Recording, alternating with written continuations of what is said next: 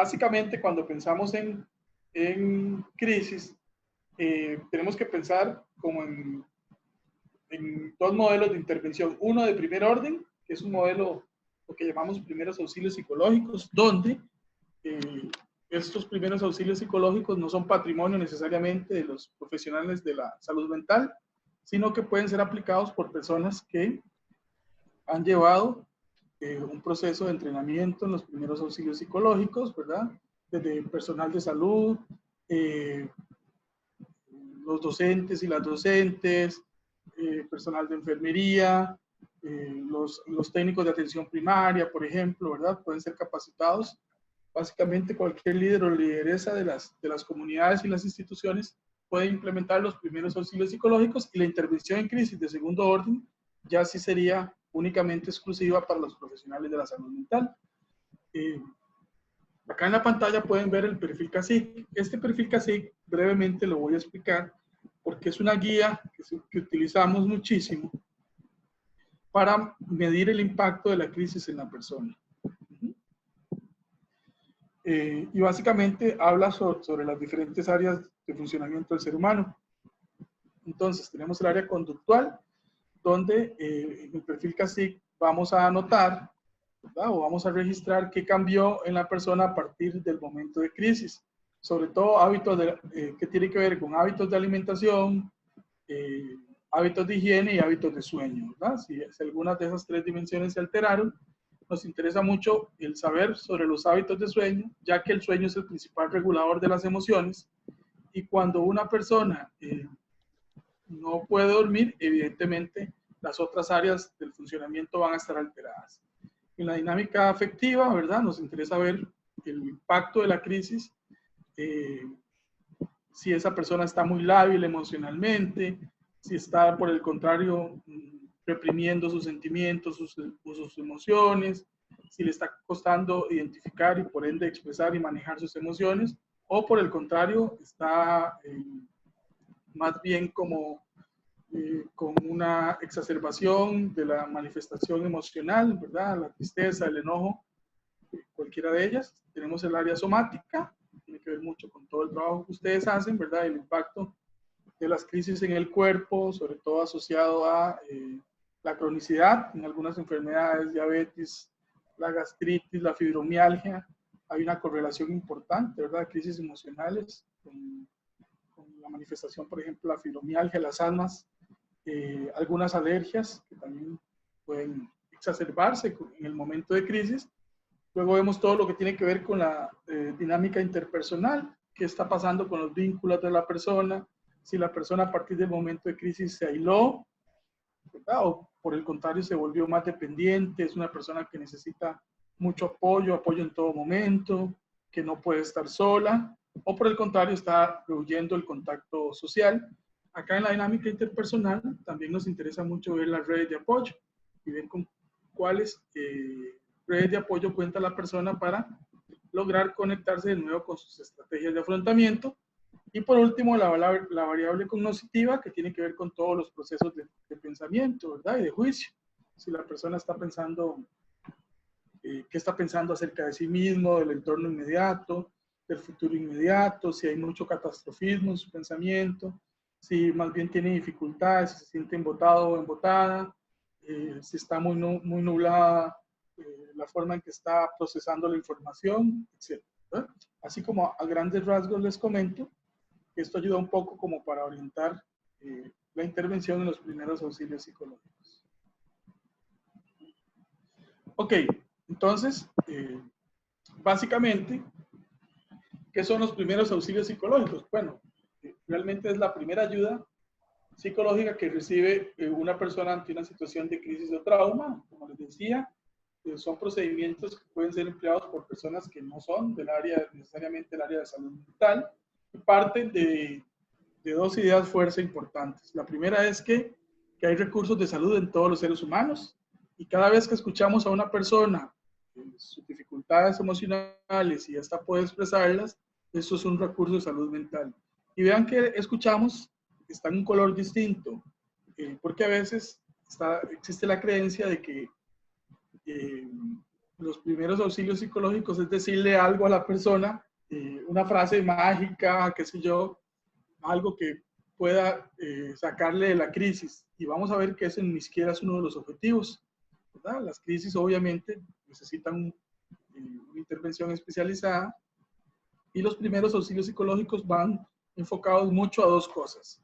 A valorar el riesgo, ¿verdad?, en el que puede estar esa persona y a servir como una experiencia de contención emocional. Son tareas que van muy de la mano y la principal herramienta que tenemos es la escucha, ¿verdad? Una escucha empática, respetuosa, pero es la principal herramienta que tenemos. Es muy importante la información que podamos brindar y las técnicas que podamos implementar con la persona que está atravesando un momento de crisis, pero sobre todo es fundamental el poder escuchar, ¿verdad? Y cuando hablamos de escucha, no necesariamente estamos pensando solo en la escucha del relato verbal de la persona, sino también que es una escucha más atenta donde observamos la conducta no verbal, ¿verdad? Y todo lo que nos puede decir el cuerpo de la persona, incluso hasta los olores que transmite, por si ha consumido alguna sustancia o no, etc. Cumple con estas tareas y esto es importante. Yo siempre, cuando estamos hablando de primeros auxilios psicológicos, le digo a la persona, vea, a las personas que están participando en los procesos, usted puede olvidar las fases de los primeros auxilios psicológicos, pero nunca puede olvidar los objetivos, porque si se olvidan los objetivos, probablemente usted también va a entrar en crisis. Entonces, como les decía, a grandes rasgos cumplen con dos grandes tareas los primeros auxilios psicológicos, ¿verdad? Brindar contención emocional y seguridad, hacer una valoración de riesgo, ¿verdad?, para ver cuáles son las acciones que van a permitirle a la persona conectarse con los recursos disponibles lo más pronto posible con la cotidianidad perdida por la situación de crisis. Entonces vean ahí, aquí están un poco ordenadas, ¿verdad? Brindar contención emocional y seguridad, valorar las necesidades básicas e inmediatas, asegurar la sobrevivencia, valorar el riesgo, los daños, las dimensiones de la crisis y su impacto. Este modelo CACIC nos sirve mucho para mapear eso, ¿verdad? Ayudar a tomar decisiones inmediatas que garanticen la cotidianidad y a organizar las ayudas posteriores de seguimiento, que evidentemente tal vez por el contexto en el que ustedes se están desenvolviendo, que mucho es atención de emergencia, esto es un poco más complejo, ¿no?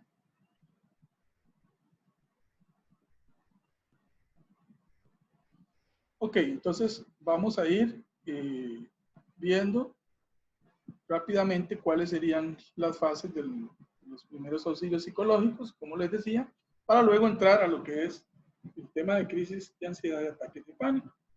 Lo primero es el contacto psicológico, ¿verdad?, que significa escuchar empáticamente a la persona con toda la carga afectiva, emocional y conductual que esto conlleva, lo mismo los hechos que los sentimientos y o las emociones, sin juicio y sin reclamo. Es muy importante cuando estamos haciendo primeros auxilios psicológicos que la persona sepa nuestro nombre, que sepa cuál es nuestra competencia ahí, ¿verdad?, por qué estamos ahí, para qué estamos. Esto ayuda muchísimo a establecer ese contacto psicológico.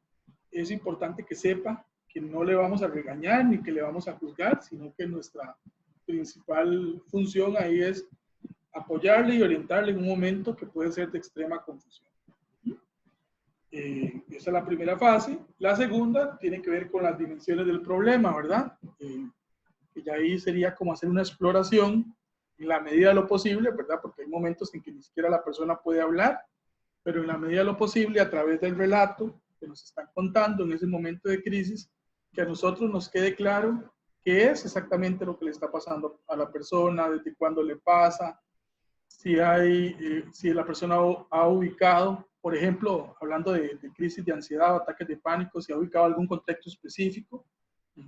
Ustedes sabrán, ¿verdad?, por el trabajo que realizan, que muchas personas, cuando van a someterse a algún procedimiento médico, tienen un anclaje específico con eso y podría ser que es específicamente en esos momentos que empiezan a hiperventilar, etcétera, pero que en otros momentos no les pasa, ¿verdad? Entonces, tener como identificado si la persona logra ubicar o si es una cuestión más generalizada, que no necesariamente depende del contexto y que los ataques pueden ir y venir en cualquier contexto sin necesariamente que sea un anclaje específico. Pero este tipo de preguntas, quién, qué, cuándo, dónde, cómo, nos permite dimensionar, ¿verdad? El problema para hacer algo que es fundamental en los primeros auxilios psicológicos. Vamos a avanzar un poco, ¿eh? Es hacer una jerarquía de necesidades, ¿verdad?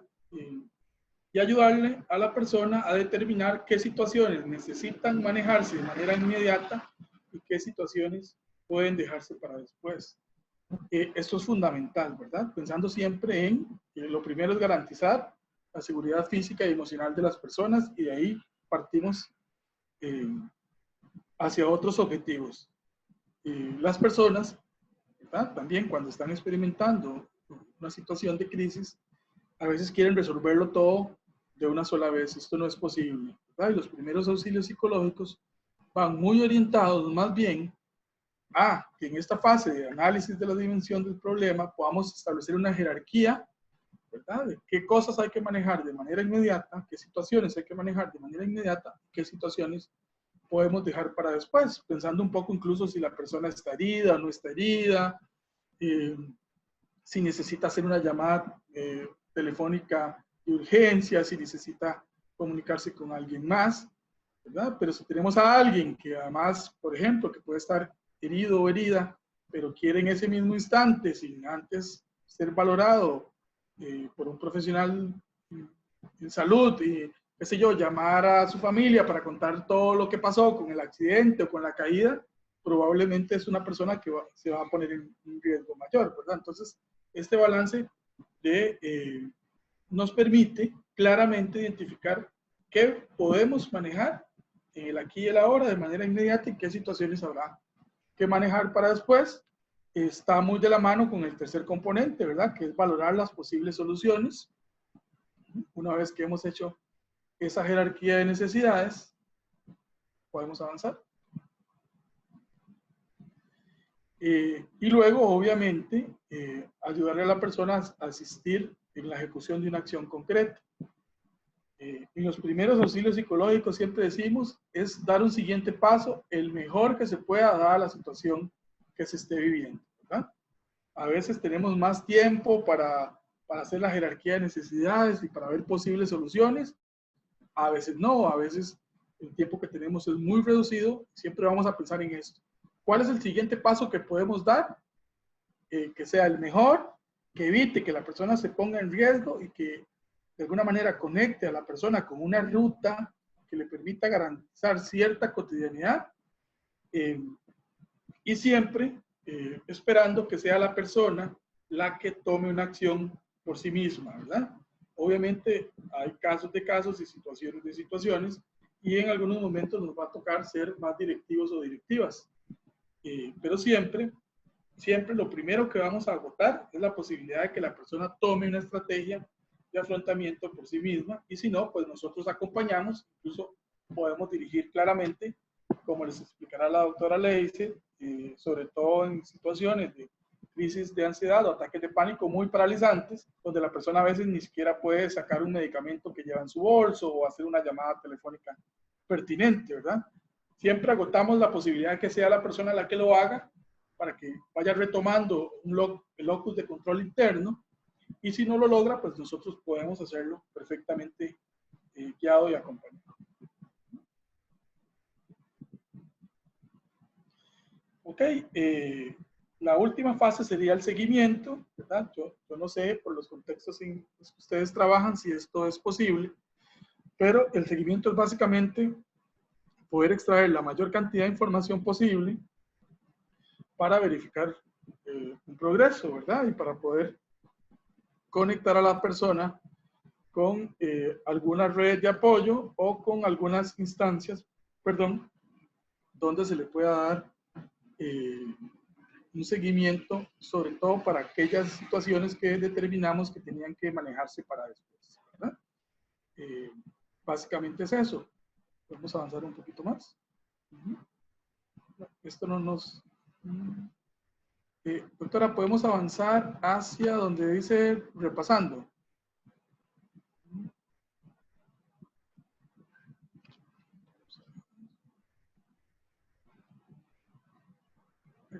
Acá. Aquí, por favor.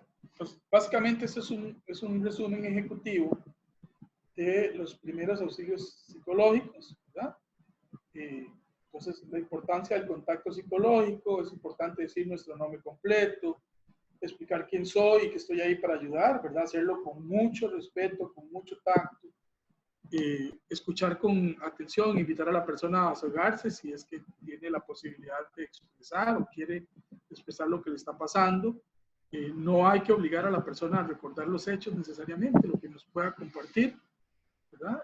Ser empático y validar lo que siente, evitar las preguntas estilo ¿por qué? Ya que esas preguntas por lo general en un momento de crisis la persona le cuesta articular desde lo cognitivo y más enfocarnos en cómo es que la persona se está sintiendo, qué es realmente lo que siente, cómo está experimentando esa situación de crisis en este momento, ¿verdad? Hacer preguntas básicas, como si la persona necesita algo, si busca a alguien, si tiene algún malestar físico que deba ser atendido, ¿verdad? Luego tenemos la parte de la psicoeducación o la información, que es muy importante. Informar sobre hechos, procesos y protocolos a seguir, ¿verdad? ¿Cuál es el siguiente paso que debe dar la persona para volver a restablecer las estrategias de afrontamiento? Por ahí la colega Nazaret escribía, evitar decir tranquilo, tranquilo, y eso es algo que le dices va a trabajar muchísimo, porque si la persona pudiera estar tranquila, no estaría buscando nuestro apoyo, ¿verdad? Entonces vamos a ver un poco algunas estrategias más psicológicas sobre la forma en que intentamos también que la persona recupere cierta, vamos a ver, cierto locus de control, ¿verdad? Como le decía, y sin que se sienta invalidada desde lo emocional. Entonces aquí brindamos información, ¿verdad? Ahí se lo voy a explicar adelante, pero para el caso de crisis de ansiedad y pánico, damos información clara, concisa, directa. Si vamos a hacer una referencia, vamos a conectar a la persona con algún servicio institucional, ¿verdad? O algún dispositivo en la comunidad que le permita pues, seguir atendiendo su situación de crisis, tener claro, ¿verdad? Cuáles son esos servicios, cuál es el objetivo de los servicios, si realmente las personas contacto que estamos brindando todavía están ahí, todavía trabajan en los mismos puestos. O sea, la información tiene que ser veraz, concisa. No podemos poner a la persona en crisis a buscar ni dispositivos, ni servicios, ni personas que a lo mejor ya no existan. Por eso hay un compromiso, ¿verdad? Para las que hacemos primeros auxilios psicológicos de mantenernos informados. La Oficina Bienestar y Salud de la Universidad de Costa Rica hace algún tiempo había hecho un mapeo de servicios, tanto institucionales como comunitarios, para atender diversas situaciones de crisis. Desde crisis para personas que son víctimas de violencia, crisis por el tema de consumo de sustancias, crisis por el tema de trastornos emocionales recurrentes. Ellos tienen un mapeo interesante sobre procedimientos, instituciones y dispositivos donde se pueden atender este tipo de situaciones, y me encantaría saber si ustedes quisieran tener acceso a él, porque yo se los podría facilitar a través de Nazaret.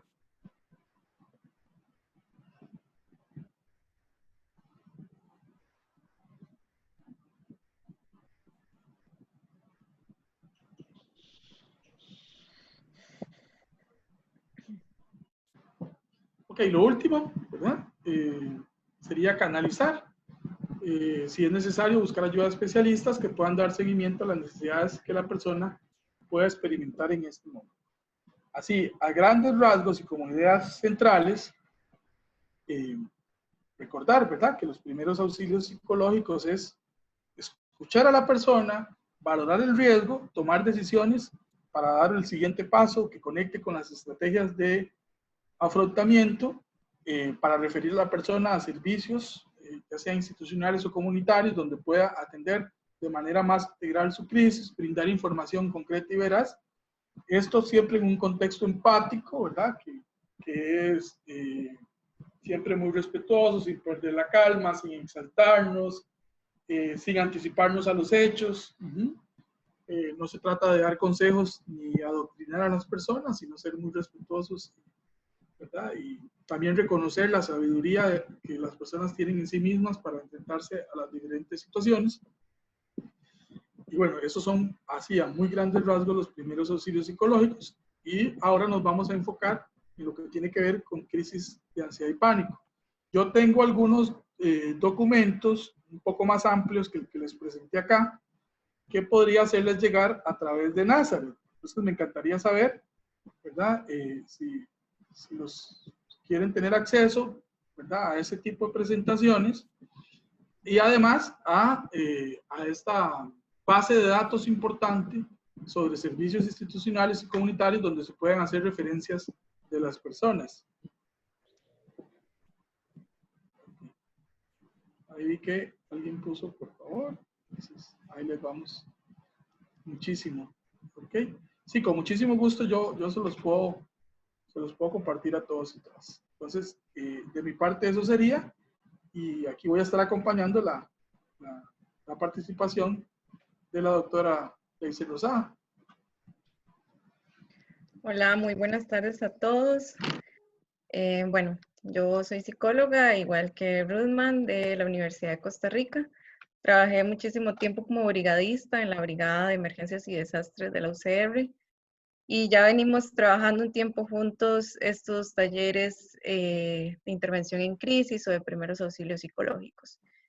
En el contexto en el que estamos y sobre todo ustedes que están en la primera línea de atención, pues cada vez son más los casos que nos llegan de gentes de personas con crisis de ansiedad o ataques de pánicos. Algunas ya lo habían tenido anteriormente y otras, bueno, por el contexto, pues es la primera vez que se están desencadenando. Nos vamos a hablar un poquito en pasos muy sencillos. Obviamente nosotros en los talleres lo hacemos un poco más dinámico, vemos diferentes casos, lo hacemos más prácticos, hacemos ensayos de conducta, pero por la situación, pues bueno, lo vamos a hacer con las cosas más básicas o los pasos más básicos para atender un caso de ataque de pánico desde el enfoque psicológico.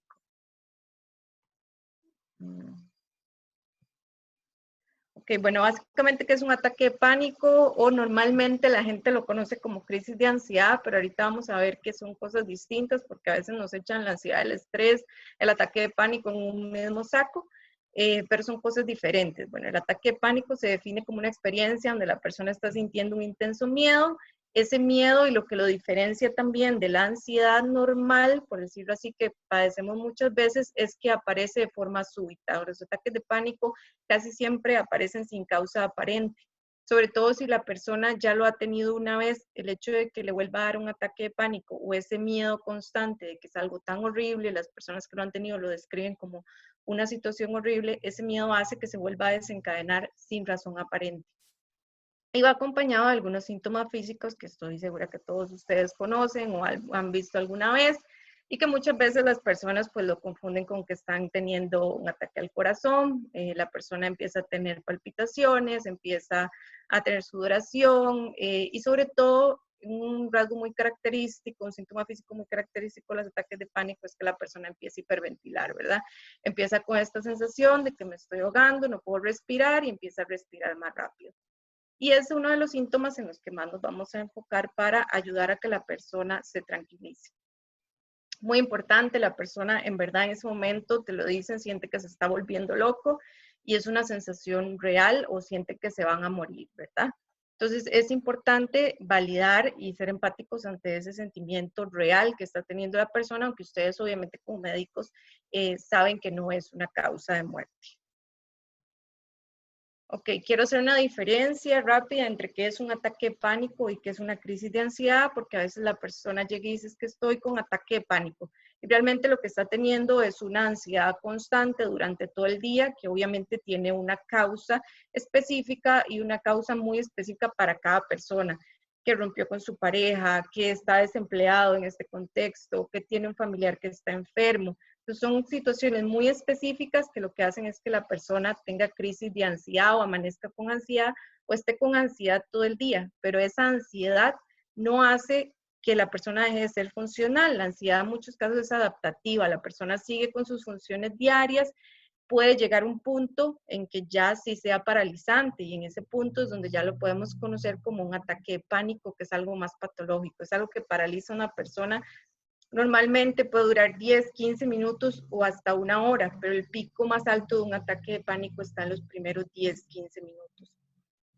Entonces, bueno, los ataques de pánico ocurren cuando el sistema nervioso se siente bajo amenaza o en peligro, aparecen de la nada, como ya les he dicho, y los síntomas se van a agudizar mucho en cuestión de minutos. En cuestión de minutos la persona puede que le preguntemos quién es y no sepa quién es, no sepa cómo se llama, no sepa dónde está, que empiece a respirar más rápido, que se sienta mareado, que sienta que se va a desmayar.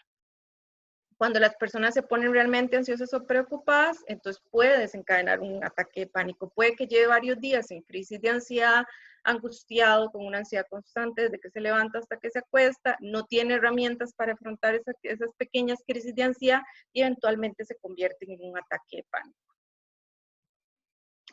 ¿Cómo intervenir? Bueno, como dijo Ruthman, los contextos son muy variados, las situaciones son muy variadas, cada persona es distinta, cada persona reacciona diferente. A veces puedo tener las condiciones más cómodas para atenderlos, a veces no. Aquí esto no es una receta, no está escrito en piedra, sino que en la situación en la que estemos, pues agarrarnos de lo que más nos sirva. Pero sobre todo, lo primero es la escucha. Escuchar a la persona para ustedes va a ser lo más importante. Nadie mejor que la persona que está sufriendo una crisis de ansiedad o un ataque de pánico les va a poder decir cómo necesita ser ayudados. A veces asumimos que lo sabemos todo, que sabemos, y sobre todo cuando estamos, me incluyo, estamos en el área de salud, a veces caemos en el error de que sabemos cómo ayudar a alguien, pero a veces nadie mejor que la persona puede decirnos qué es lo que le ayuda o con qué se va a sentir mejor. Entonces, lo primero, permanecer con la persona y mantener la calma. Todos tenemos, aunque trabajemos en salud, todos tenemos derecho a sentirnos mal un día, ¿verdad? A veces cometemos el error de por creer que estamos ahí para ayudar a alguien, de repente ese día tuve mucho trabajo, me levanté con dolor de cabeza, me siento mal, simplemente no estoy emocionalmente preparado para atender la crisis de alguien más. Lo más responsable como profesional es no atenderla y buscar a alguien que sí esté capacitado en ese momento para ayudar a la persona, porque si no, solo voy a agravar el problema, ¿verdad? Entonces, eso es lo primero que tengo que ver. Yo estoy capacitado en ese momento, me siento bien en ese momento para atender a la persona, entonces lo hago. Permanezco con la persona y mantengo la calma. Normalmente cuando vemos que una persona está en crisis, sobre todo si vemos que está muy mal, a veces nos encontramos con personas en crisis de llanto, la persona puede estar verborreica o por el contrario puede estar simplemente que no dice nada y está completamente en shock. Tendemos mucho a que todo el mundo se le abalanza a la persona, ¿verdad? Y todos lo queremos ayudar y de repente hay 10 personas alrededor de alguien que se siente mal, pues la persona se está sintiendo mal, está sintiendo que se está muriendo y si tengo 10 personas alrededor, pues solo me voy a sentir peor, ¿verdad? Estoy confirmando que en verdad estoy mal. Dentro de lo posible que solo esté una persona con esa persona, a menos que yo necesite a otra persona para que esa persona vaya y busque un vaso con agua, para que vaya y haga una llamada o para que me asista en algo, dentro de lo posible que solo esté una persona para atender la crisis. 2, bueno, ofrecerle medicamentos si la persona suele tomarlos. Sabemos que hay personas que ya padecen de trastorno de ataques de pánico y de repente ya están medicados con ansiolíticos, con Tafil, etcétera, y ya la traen ahí en su bolso. O bueno, preguntarle primero a la persona, lo primero, después de decir su nombre, como dijo Ruthman, que están ahí para ayudarlos, es preguntarle cuáles son los síntomas que tiene, ¿verdad? Y segundo, preguntarle si ya le ha pasado antes. A veces si una persona ya le ha pasado antes, ya tiene sus propias herramientas. Hay gente que te dice, yo con un vaso de agua estoy bien. Hay gente que te dice, yo me pongo a escuchar música, estoy tranquila y eso me ayuda a calmarme. Hay gente que tiene los objetos más extraños posibles para calmarse, como una botella de plástico. Entonces, no asumir, preguntar. Inclusive hay gente que cree, bueno, ahora que está muy de moda, los frasquitos de aceite para la ansiedad y no sé qué, que sabemos que no hacen nada, pero que si ya la persona los ha usado mucho tiempo para calmarse y ya cree que eso lo calma, pues bueno, adelante, pero que no sean ustedes los que lo ofrezcan, sino que la persona ya lo traiga consigo. Obviamente ustedes como médicos en ese momento pueden tener la autoridad para medicarlos, ¿verdad? Para darles acceso a alguna pastilla, pero tal vez primero preguntarle a la persona qué otras herramientas utiliza si ya lo ha padecido antes. Trasladar a la persona a un lugar tranquilo. Estoy consciente que esto no siempre es posible, ¿verdad? A veces estamos en un contexto donde hay un montón de gente, donde no lo puedo llevar a un sillón cómodamente, pero dentro de lo posible a un lugar donde esté usted solo con la persona, donde por lo menos tenga una silla para sentarse. Siempre es importante sentarse a la par de la persona o enfrente de la persona. Intentemos no hacerlo de pie, ¿verdad? A veces tratarlo como si fuera un niño, ¿verdad? En ese momento que vea que estoy a su altura. Si lo tengo que recostar, bueno, me pongo a una altura donde la persona pueda sentir que yo estoy cerca y que estoy ahí para ayudarlo. No hacer suposiciones, que ya lo dije, de qué es lo que necesita, sino preguntarles. Me gusta mucho siempre darles este ejemplo, por ejemplo, cuando vamos a un funeral y las personas están en crisis, son muy pocas las personas que le preguntan a alguien qué necesita. Normalmente asumimos y decimos frases que, con todo respeto, pues no le sirven para nada a la persona. Evitemos frases típicas de Dios lo quiso así, o así va a estar mejor, o esté tranquilo, o el todo va a estar bien, que es muy común. Nosotros no estamos ahí para decir esas frases, ¿verdad? No estamos ahí para dar consejos. ¿Qué podemos decirle a esas personas? Bueno, podemos decirle frases cortas sobre todo y frases empáticas, frases que hagan sentir que la persona de verdad se sienta comprendida y de verdad sienta que usted está entendiendo lo que le está pasando. Frases como puedes superarlo, el dime qué necesitas. La pregunta qué necesitas es un constante cuando estamos atendiendo a una persona en crisis. A veces no nos lo va a poder decir de entrada porque está llorando, porque está verborreica y no le vamos a entender. Entonces el constante qué necesitas va a ser hasta que la persona esté más tranquila. Afirmarle que lo que siente efectivamente es atemorizante, pero sin embargo no es peligroso.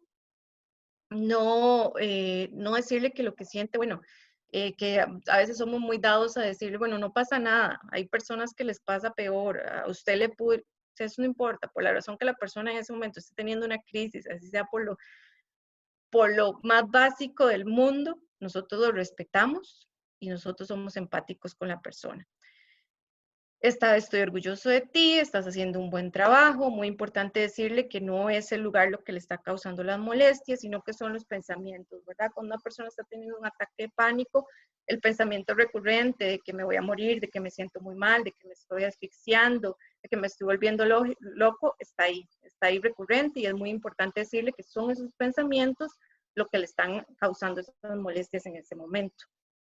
Concentrarse en su respiración. Si la persona está hiperventilando, es muy importante que lo ayudemos a concentrar en la respiración.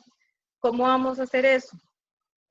Bueno, para los pensamientos, a veces pedirle a la persona que se concentre pidiéndole que repita una tarea simple, por ejemplo, levantar los brazos por encima de la cabeza o preguntarle que vea a su alrededor, cosas que vayan haciendo que la persona desconecte un poco de los pensamientos recurrentes que está teniendo en ese momento. Ayudar a desacelerar la respiración con la técnica de respiración diafragmática. Muchas personas, bueno, están acostumbradas a respirar incorrectamente o respirar con el pecho y cuando están hiperventilando, obviamente eso se agrava. Entonces les vamos a enseñar en ese momento, no los tocamos, esto es muy, muy importante también. Cuando una persona está en un ataque de pánico, a veces somos muy dados a enseguida querer ir a abrazar a la persona o tocarlo o tocarle el hombro. Nunca sabemos cómo va a reaccionar una persona que está en ataque de pánico. Puede reaccionar de manera agresiva, puede querer que no lo toquen o simplemente si lo tocan no pasa nada. Pero para salvaguardarse ustedes, siempre que yo necesite tocar a la persona por alguna razón, le voy a pedir permiso, ¿verdad? Está bien si te toco, está bien si pongo mi mano aquí, a menos que la vida de la persona esté en peligro, ¿verdad? Que esté totalmente en shock y haya que sacarla del lugar y no se quiera mover o esté agrediéndose a sí mismo, pues esas son excepciones. Pero para enseñarle esta técnica, podemos tocar a la persona, le podemos decir que le vamos a enseñar una técnica para que respire mejor y se sienta mejor, pero que necesita su permiso para tocarlo. Si la persona no se deja tocar, lo que puedo hacer es ponerme enfrente de la persona, modelando la conducta, ¿verdad? Enseñándole yo, así lo estoy haciendo y así lo vas a hacer vos. ¿Qué es lo que vamos a hacer? Bueno, enseñarle a respirar bien. Como si en ese momento se está sintiendo asfixiado, le voy a decir que vamos a respirar. Yo les digo siempre como respiran los bebés, ¿verdad? Con la pancita o con el estómago para que me entiendan mejor las personas. Y les digo, pon tu mano en el estómago y vas a inhalar. Y le muestro otra vez que, bueno, aquí no se ve, pero le pones tu mano en el estómago y le pides que ponga una en el pecho. Entonces es pedirle que intente que no se mueva la mano que está en el pecho, sino la mano que está en el estómago, ¿verdad? Que se infle el estómago y luego que vaya soltando muy despacio. Esos documentos también la guía para decirles cómo hacer la técnica de respiración diafragmática para que las personas la entiendan. También se la voy a pasar a Ruthman para que se los pase dentro de los documentos. Es básicamente paso a paso irle diciendo a la persona que respire profundo, que respire tranquilo. Al principio la persona es muy común que diga, siento que me ahogo más, ¿verdad? Con la respiración diafragmática, al dejar de respirar con el pecho, la persona dice, me estoy ahogando más. Es normal, le dicen que es normal y entonces le piden que respire aún más tranquilo, aún más profundo y así hasta que la persona se vaya sintiendo mejor. Algunas otras cuestiones, bueno, somos muy dados también cuando tenemos en crisis, tenemos que decir a veces si les mentimos a las personas o no les mentimos. Por ejemplo, hay un accidente, llegas a atender, la persona está en crisis y la persona te pregunta si se murió la otra persona, si hay algún daño en otra persona, si se dañó. ¿Cómo decidimos en ese momento si le decimos la verdad a una persona, si yo ya sé que la persona se murió? O no lo decimos, ¿qué hacemos, verdad? Podemos incluso si le decimos, le mentimos en ese momento, después provocar una crisis mayor. ¿Cómo vamos a resolver esto? Bueno, yo siempre les aconsejo que digan la verdad o que oculten la verdad, pero no mientan. Por ejemplo, la persona me pregunta, llego al lugar, la persona me pregunta, ¿qué pasa? La otra persona se murió, ¿va a sobrevivir mi familiar? Nosotros hay cosas que no podemos asegurar, ¿verdad? Entonces asegurarle a la persona que todo va a estar bien, que esa persona va a estar bien, o incluso que ustedes la van a salvar aunque tengan todo el conocimiento del mundo. Si por azares del destino eso no sucede, porque no tenía que suceder, porque la persona empeoró, después la persona solo va a entrar en una crisis mayor y ustedes van a quedar como unos mentirosos. Entonces, ¿qué decirle? Bueno, voy a hacer todo lo posible, todo lo que esté en mis manos, todo lo que esté en mi conocimiento. Yo no puedo asegurar nada, pero yo voy a estar con la persona. Si me está preguntando por si alguien murió o no en un lugar de un accidente, en este momento estoy aquí para ayudarle a usted. Esperemos a que usted se calme y luego podemos ir a averiguar qué pasa con esa persona. Yo la acompaño a averiguar qué pasa con esa persona. No le estoy mintiendo del todo en ese momento, pero tampoco le estoy asegurando algo que no sé, ¿verdad? Lo que voy es que el punto de ese momento, reafirmarle a la persona que usted está ahí para que se sienta mejor, para ayudarla y que después, entonces, pueden ir a ver otras cosas. Pero en ese momento, su responsabilidad es ayudarla. ¿Hasta qué punto la ayudo? Porque esa es otra cosa que pasa muy seguido. Estamos con una persona en crisis, una persona que está teniendo un ataque, que necesita sentirse comprendida y de repente cuando nos encontramos a alguien que se sienta con nosotros, que nos está ayudando, que nos está escuchando, la persona se vincula en ese momento con ustedes.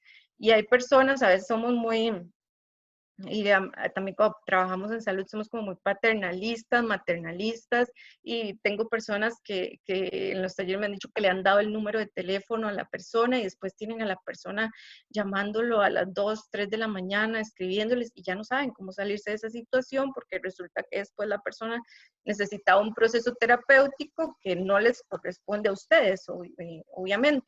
Entonces, ¿hasta qué punto? Bueno, hasta el punto en que la persona en ese momento, cuando yo la atiendo, no sé si me escuchan bien, es que hay un poco de ruido afuera.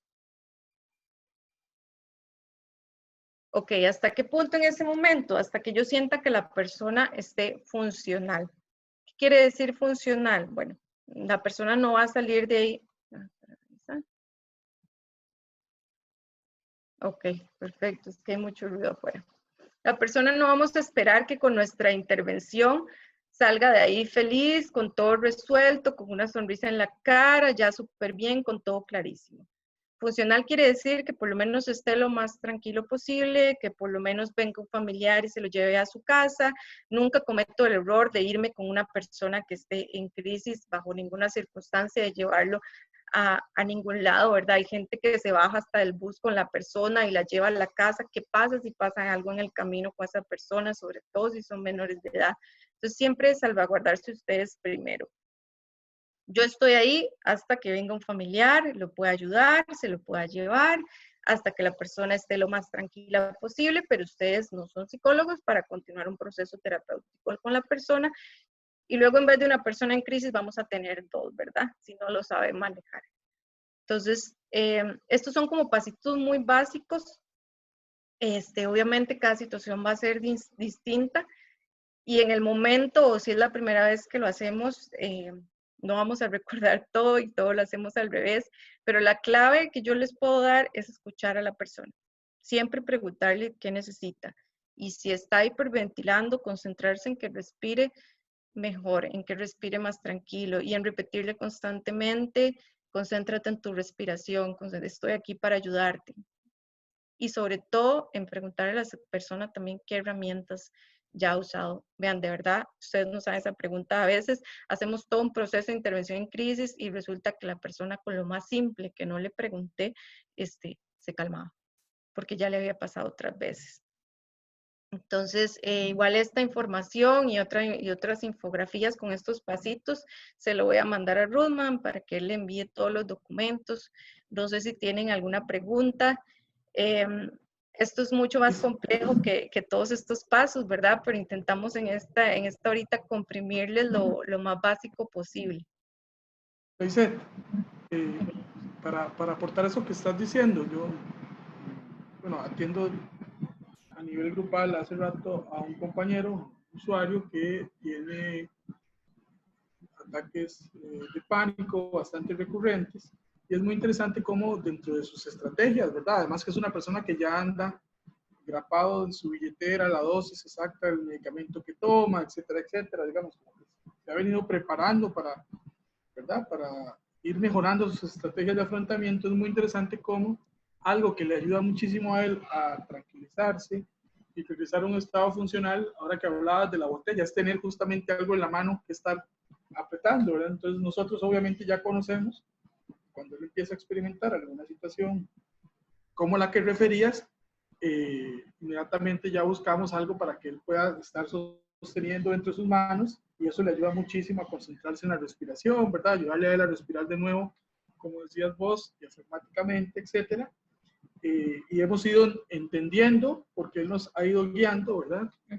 En su propio autoconocimiento, cuáles son las mejores estrategias para salir, ¿verdad? De la crisis de pánico o del ataque de ansiedad en el momento. Entonces creo que es como muy interesante y rescatar eso, lo que vos decías, es esa escucha, ¿verdad? Como que el hecho de que la persona se pueda sentir escuchada, validada, no juzgada, no regañada, ¿verdad? No minimizada, sino que pueda entender que realmente estamos ahí para acompañar, para dar un espacio de contención y para, de alguna manera, marcar una ruta al siguiente paso, ¿verdad? Para recuperar esa funcionalidad perdida.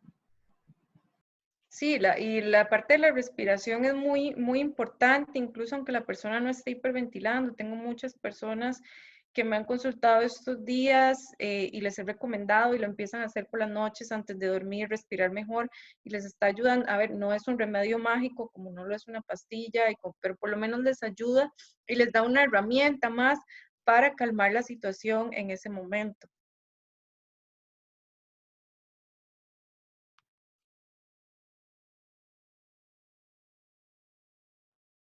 Si tuvieran alguna pregunta. Yo tal vez, bueno, le pedí a la colega Nazaret que les pasara en el chat el directorio de recursos, que es un directorio de recursos de la Oficina de Bienestar y Salud, ¿verdad? Para hacer referencias a servicios institucionales y comunitarios. Ahí van a encontrar los que les decía, dispositivos para atender violencia de género, tema de adicciones, problemas emocionales, etcétera. Es un recurso muy valioso. yo siempre digo que el kit básico de los primeros auxilios psicológicos tiene que ver con la escucha, la disposición humana, ¿verdad? Al escuchar, pero también el armarse de recursos de apoyo, ¿verdad? Yo Sí, digo, es entre importante que más... cuando le damos información a una persona que está en crisis, sea información muy concreta, información específica, información en pasos. Ojalá si tiene que hacer una llamada, bueno, tiene que ir aquí, tiene que llamar a este número, tiene que presentarse a tal institución, todo como por pasitos y muy concreto. Y sobre todo que no le demos información incorrecta o información que no hayamos verificado antes. Si no la sabemos, pues simplemente le podemos decir que lo van a averiguar y que le van a dar la información concreta. Sí, la otra cosa, bueno, le pedí también que pasara como un resumen infográfico sobre los primeros auxilios psicológicos. Ahí están. Puse mi correo, ¿verdad? Para pasar la presentación y tal vez vos nos puedes ayudar también con la tuya y algunos videos sobre respiración diafragmática, ¿verdad? Sobre algunos ejercicios que podemos pasar a las personas que estén interesadas. Entonces, de nuestra parte, muchísimas gracias a Nazaret por la invitación, a ustedes, ¿verdad? Y obviamente esto es un tema riquísimo, que no se agota acá, ¿verdad? Esto es como una pincelada para conectarnos y igual ahí quedan nuestros correos, también y nuestros contactos por si hay alguna duda y si podemos ayudar en algo más, con muchísimo gusto, ahí vamos a estar. Ok, muchísimas gracias, Ruthman y Lindsay. Sí, de mi parte agregar, ¿verdad? A veces entendemos la empatía como el ponernos en los zapatos de los otros, pero no dimensionamos qué implica la empatía, ¿verdad? Conectar con esa emoción y hacerle ver a la persona también que nosotros estamos visualizando cuál es la emoción que tiene, ¿verdad? Entiendo que estás triste, entiendo que te sentís muy ansioso, ¿verdad? Es totalmente válido en este momento que te sientas así, ¿verdad? Pero necesitamos concentrarnos en la respiración. Intentemos concentrarnos en la respiración para que podamos tomar decisiones. O sea, cosas tan sencillas como esas pueden marcar una gran diferencia. Estoy aquí para ti, ¿verdad? Sé que es difícil, te estoy acompañando, aquí estoy. Aquí vamos, eso marca una gran diferencia para una persona que en un momento se siente totalmente desbordada y justamente lo que está percibiendo es que no puede afrontar sola, ¿verdad? Entonces, que estemos ahí para esa persona, yo creo que es muy importante. Y también que aprendamos también a identificar que a veces, ¿verdad? Hay muchos tipos de personalidades. De pronto topamos con una persona que está totalmente desbordada y por más, ¿verdad? Por más riguroso que sea nuestro acercamiento y nuestra escucha a la persona, ¿verdad? No va a reaccionar y no va a, o sea, la persona está funcionando en otra línea, ¿verdad? Yo he tenido la experiencia, sí, yo también, igual que Lindsay, tengo la experiencia como brigadista y sé que a veces de todo uno se encuentra, ¿verdad? Entonces también como aprender uno a reconocer, y no pude, ¿verdad? Y no es mi culpa, ¿verdad? La persona necesita afrontarlo de pronto de esa manera, ¿verdad? O no sé cómo. Nazaret, ahora que hablaba sobre eso, yo insisto muchísimo en esta premisa, ¿verdad? No importa que yo olvide las fases de los primeros auxilios psicológicos, eso yo lo voy a ir aprendiendo. Si tengo un sentido humano, probablemente eso me va a ayudar muchísimo. Lo que no puedo olvidar nunca son los objetivos, ¿verdad? Porque si olvido los objetivos, voy a entrar en crisis. Y también, rescatando lo que decías, que me parece súper valioso, decíamos que hay que garantizar la seguridad física y emocional de la persona, pero la primera que debe estar garantizada es la mía, ¿verdad? Y si yo tengo que, para ayudarle a una persona, a poner en riesgo mi seguridad física o emocional, ya la intervención no funcionó, ¿verdad? Es mejor hacerse a un lado y llamar a otras personas o informar al servicio de emergencias, qué sé yo, para que se brinde la atención desde otro lugar, ¿verdad? Entonces, con muchísimo gusto, ahí veo gente pidiendo la grabación de la charla, bueno, ya se le tocará a Nazaret, y la información, ¿verdad? Ahí también la hemos pasado. Sí, muchísimas gracias a ustedes por esta anuencia y este espacio, sin duda alguna, sé que es enriquecedor para acá nuestro personal y no, muy agradecida por la participación tanto de ustedes como de todos los participantes. El viernes tenemos también un espacio con Ana María Jurado, ¿verdad? Es a las 5 de la tarde. Entonces, espero que podamos aprovechar también para hablar un poquito del estrés, ¿verdad? Y cómo empezar a regular este estrés que empezamos a sentir también ya del peso que nos empieza a generar el aislamiento social, ¿verdad? Y todo este contexto de cambio que se nos ha venido encima. Claro, muy importante. Muchísimas gracias. Hasta luego a todos y todas. Un saludo especial a la gente que se conectó desde otros lugares. Qué bonito. También que estemos conectados como en la misma dinámica, ¿verdad? Eso es muy reconfortante en momentos tan complejos, ¿verdad? Podernos conectar y saber que hay gente que está preocupada por otros seres humanos, preocupada y ocupada, ¿verdad? Y esa lógica empática que creo que no importa que se me olvide todo, menos que hay un ser humano del otro lado que siente igual que yo también. Muchísimas gracias. Hasta luego, muchas gracias.